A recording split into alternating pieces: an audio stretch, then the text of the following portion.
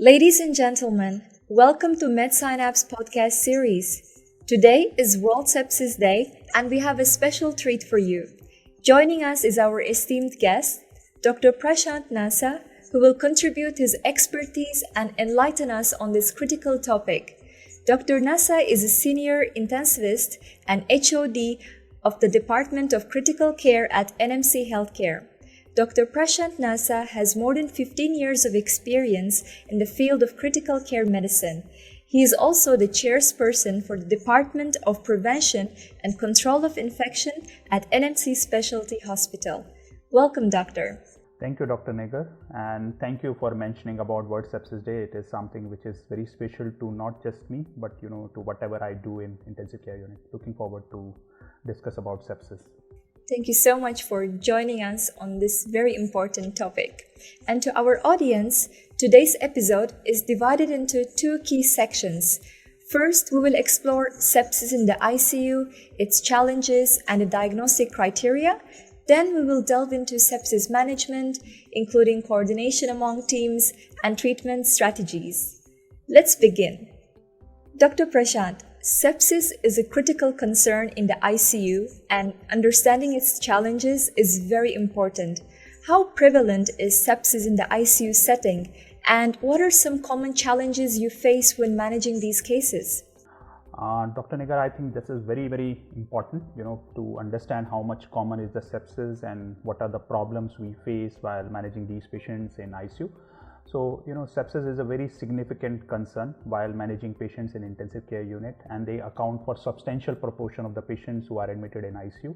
According to a global study, 1/3 of the patients who are admitted in ICU are diagnosed with sepsis either during their admission or during the stay in the ICU. So almost 33% of the patients what we deal in ICU have episodes of sepsis at one time of their admission.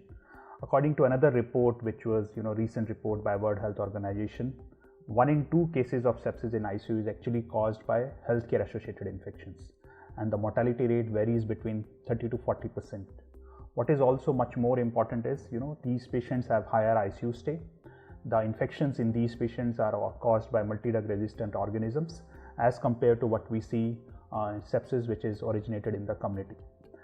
And half of these infections are actually preventable with appropriate infection prevention and control, and they contribute to 20% of the global death, which is a very significant proportion looking at the number of patients globally which are dying because of sepsis. And the challenges while we face managing these patients in intensive care unit include the way these rapid, the progression of the disease is very rapid in these patients, and that is probably because of the immunocompromised status and multiple comorbidities which these patients have, and that actually leads to complications during the management and lead to very many challenging cases while managing these patients. Besides that, there are higher risk of multi-organ dysfunction in these patients, and because of that they required most of the time invasive monitorings and various interventions, which also increases the risk of secondary healthcare associated infection in these patients. Now let's explore the underlying pathophysiology of sepsis and its progression in critically ill patients.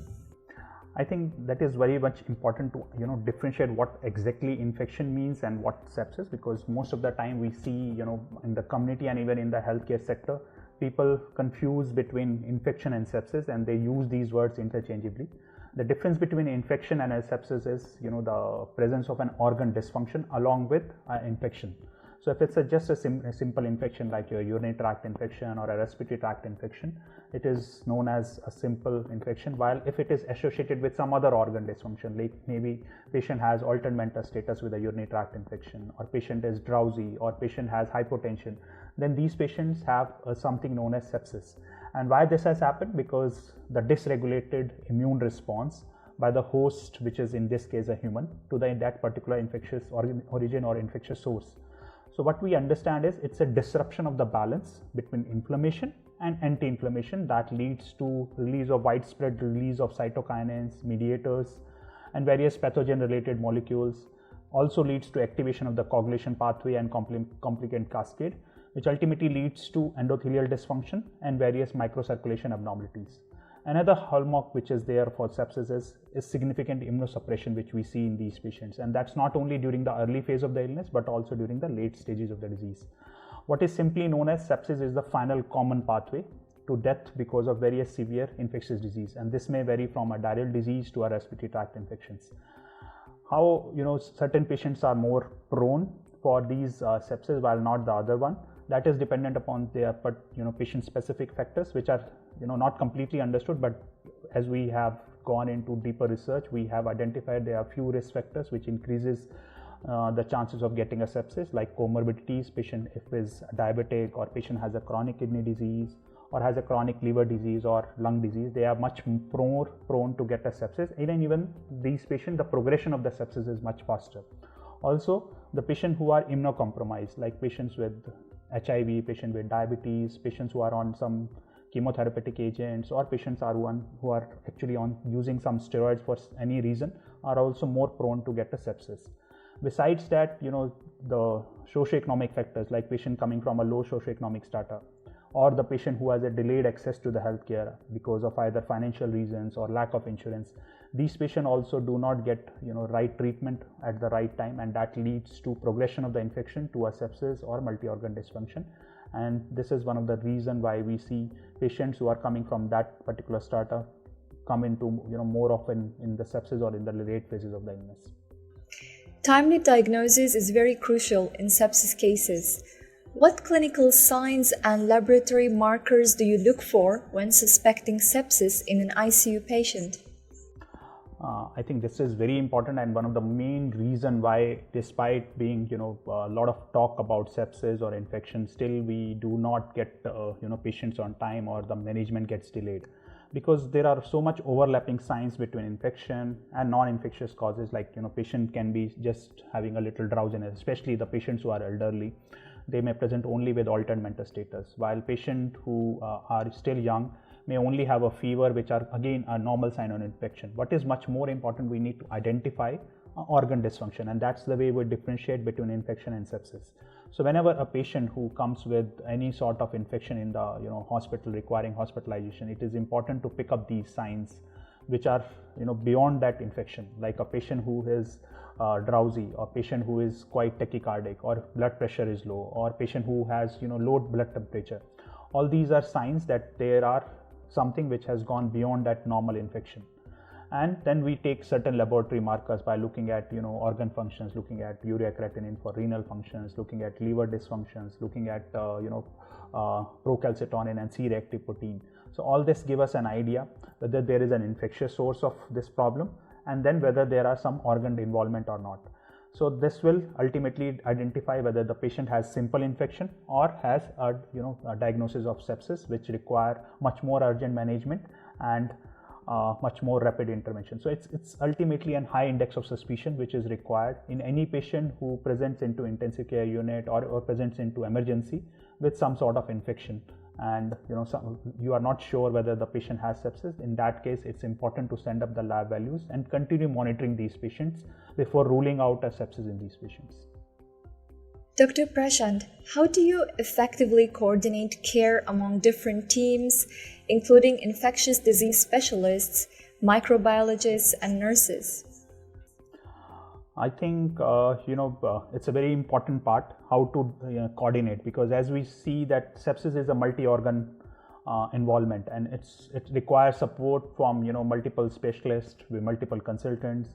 It may involve an infectious disease specialist, it may require a microbiologist, and various specialty doctors like a nephrologist, sometimes cardiologist or neurologist, because the organ the involvement which is there.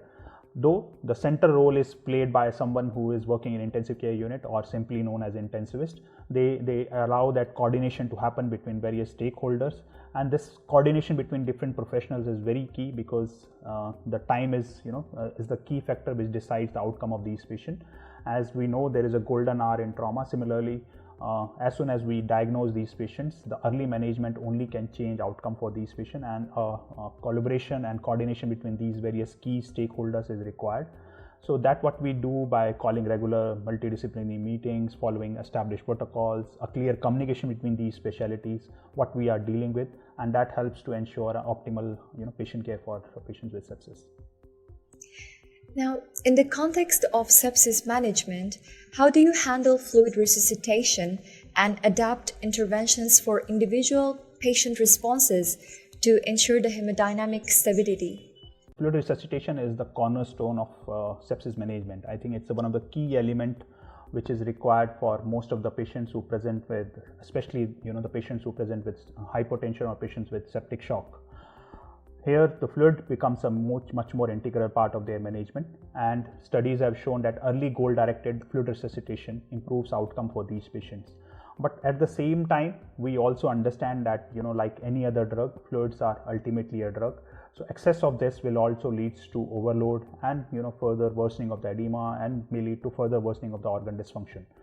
And the profound, the pathophysiology behind sepsis is profound vasodilation rather than exactly fluid loss. So it's not always fluid loss which is seen with these patients. They are in fact a profound vasodilation. So it's a relative hypovolemia which we see in these patients. So it's very much important to understand that these patients may require fluid, but it doesn't mean that we need to overhydrate them. So it's really important to individualize the management for a fluid management, for a fluid resuscitation of these patients, and that what has changed progressively from the first study which came from early goal-directed therapy, where we were giving a fixed 30 ml per kilogram of IV fluid and patient is not responding or patient is inadequately responding. We were giving more and more fluids. So from there, now we know that it's not the fixed bolus which is really important, but also the response to that fluid bolus which is required. And how we check at this response by looking at various dynamic measurements of hemodynamic tools, which we use much more oftenly for these patients, whether looking at their heart by looking at using an ultrasound or doing advanced hemodynamic monitoring. So it's not just requirement of the fluid, but we need to ask first question whether really patient cardiac output is going to be changed by giving that fluid. If it is going to be changed, what sort of fluid, and how to assess that fluid.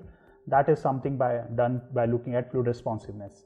So it has to be individualized. Fluid still remains the cornerstone of sepsis management, but it needs to be individualized rather than giving a fixed fluid bolus for every patient. And much more important is looking at the response of that fluid bolus whenever you are trying to give a fluid to these patients. Selecting the right antibiotics is essential in treating sepsis. How do you approach empiric antibiotic therapy, considering factors like local resistance patterns and patient characteristics? As I said, the timely management of patient with sepsis is a real, thing which can change the outcome, is something which is cornerstone to their management. So it's important to give empiric, but also, appropriate antibiotic for management of these patients. And that is what very much important factor which can, has been linked directly to the mortality. So delay in starting antibiotics, but also delay in starting an appropriate antibiotic is linked to, increased mortality in patients with sepsis and septic shock. And this is much more important if patient is having hypotension or shock. So appropriate choice of antibiotic is a real important thing which we need to consider. But, looking at increasing multi-drug resistance in the community and even in the hospital setup, what we are seeing is choice of an empiric antibiotic therapy is getting difficult these days, and it's especially that's why you need to consider whether the patient is already at risk of healthcare associated infection, where the risk of MDRO is much higher. And also you need to ensure that whether the patient is in shock, where the time is much more important and you do not have enough time to further look out the possible source of infection or possible source of possible infectious source. So in that case, a broad spectrum antibiotic coverage, which include both gram positive and gram negative organism, becomes much more important.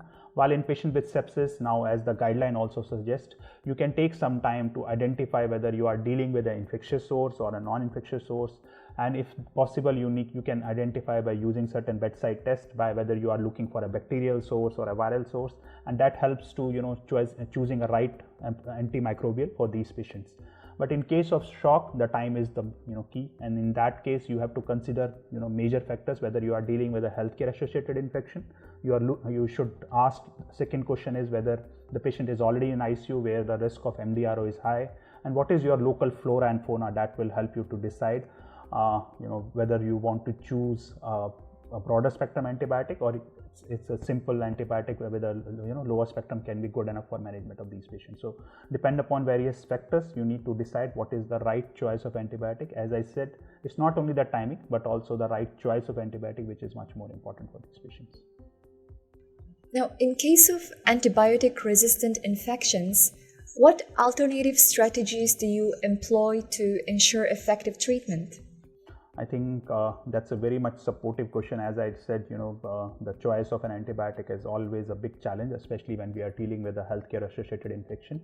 And that's the place where we need, multidisciplinary consultation, especially with an ID specialist or a microbiologist, which can guide us to choose a right antibiotic, especially looking at, what things which they are seeing in the community, and most importantly in the flora of hospital. So it's very much important looking at that part. And then choosing a combination therapy, as what we know now, the risk of multi-drug resistance is much more higher in the gram-negative organism, especially in the places where we work. So if you are suspecting a gram-negative organism, especially in patient with septic shock, use of a combination therapy initially is a better choice as a empiric regimen for these patients. Also, newer antibiotics is giving us little hope while dealing with these MDRO organisms. What is equally important, and I think one of the most important, is source control. So unless you have identified the source and adequately managed these source, so antibiotic is only going to be an adjuvant therapy. So a timely and adequate source control is a very much important factor. And on the same breath, I would like to say a strict infection control, and that will not only help to prevent the spread of this MDRO to the other patients and to the hospital setup overall. So it's a very much important thing which we should consider while managing these patients. And finally, what antibiotic you are using, that is decided, and then the pharmacokinetics and pharmacodynamic of that particular antimicrobial can help us to choose a right dose, and looking at the right maintenance dose, and how, if possible, we can even use a therapeutic drug monitoring as what we use for certain antibiotics to understand whether the right dose is being continued as a maintenance part or not. So there are various things which we employ while dealing with MDR organisms, but still there are big challenges. There is still a lot of things which we lack, and this still regimen or the the management part is quite challenging for these patients, especially if it's MDRO and patient is in sepsis. Lastly, are there any recent advancements or innovations in sepsis management that you find particularly promising or impactful?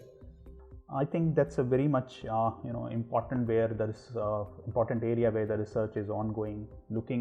Sepsis is not just as a syndrome, but looking at identifying subset of the patients who can actually benefit by certain therapies, and that's what we have seen in last years or decades of research, that not every patient has responded to every intervention, and that led to the failure of certain interventions.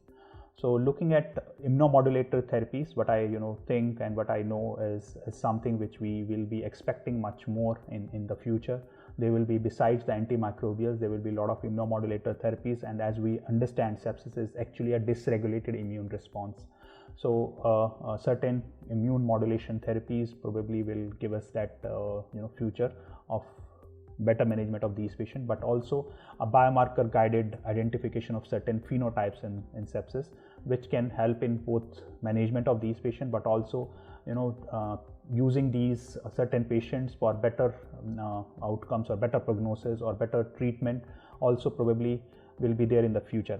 And as we know now, a lot of AI and machine learning is actually coming into the healthcare, and this is one key area which will be looking forward, which I really look forward, where AI can help us out to identify or to risk stratify these patients who are actually have much more risk of rapid progression as compared to the patients who do not have, and that will help us to guide our intervention therapies to the patients which have much more risk of progression of the disease.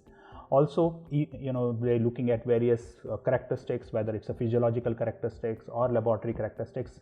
Using a machine learning algorithms, we can identify various phenotypes, and that will help us to do something known as predictive enrichment strategy, and that what will help us to choose only selected subgroup of patients for research and for overall interventions probably in the future. At present, most of the studies which have been done are done on an unselected group of patients, and unfortunately they have not shown any outcome benefit. So probably these immunomodulator therapies or various other therapies which are under search probably are actually looking to enroll patients now with certain phenotypes or with certain level of particular biomarkers which will guide us to identify these therapies probably for certain subset of patients. And there are also future which is going on much more non-invasive monitoring. As we know, the hemodynamic is actually, we have come generations far where we were using PA catheters which were much more invasive lines to much a simple bedside tools which are cardiac output monitoring using a non-invasive devices. So there is a lot of progress which has already happened into these monitoring, especially hemodynamic monitoring devices, and I see this will be even going to be further rapidly replicated in the future. Probably at the bedside we will use ultrasound much more often to assess these patients rather than conventional tools like stethoscope. So ultrasound is changing that part also, and probably in the future it will be much more easy and the interface will be much more easier, but also not just interface but also the software where it will helps to predict various hemodynamic disturbances quite early, and there I think another place where innovations are ongoing. And finally, what we still lack is organ perfusion monitoring. What we still focus primarily our intervention is to something known as macro hemodynamics by looking at blood pressure, urine output. So at present our management is primarily focused on a macro hemodynamics. Probably, as we know, sepsis is actually a tissue hyperperfusion. So in the future, they will be likely to going to have much more tools which will not only give us about macro hemodynamics but also micro hemodynamics by directly giving us what is the status of an organ or a tissue and how much our interventions have helped them to in getting a better perfusion or better monitoring for these patients. Thank you so much, Dr. Prashant, for your expert talk today on sepsis. We appreciate your time and engagement on this important topic. Thank you, Dr. Nigha. Thank you so much for joining us and for your time. And to our audience, if you have enjoyed the podcast, don't forget to subscribe, like, and register on our Medsynapse platform to stay up to date with the latest medical advancements and alarming topics in healthcare. Stay informed, stay healthy, and take care. Goodbye.